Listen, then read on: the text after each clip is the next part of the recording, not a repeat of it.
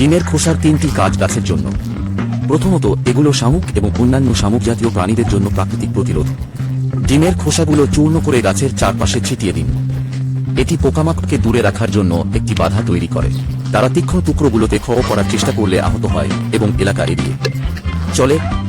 দ্বিতীয়ত, ডিমের খোসার ক্যালসিয়াম দ্রবীভূত করা যায়। ডিমের খোসা চূর্ণ করে সিট্রিক অ্যাসিড বা ভিনেগারের সাথে মিশিয়ে 12 ঘন্টা বসতে দিন। অ্যাসিড ক্যালসিয়াম কার্বনেটকে তরল আকারে ভেঙে দেয়, যা গাছ শোষণ করতে পারে।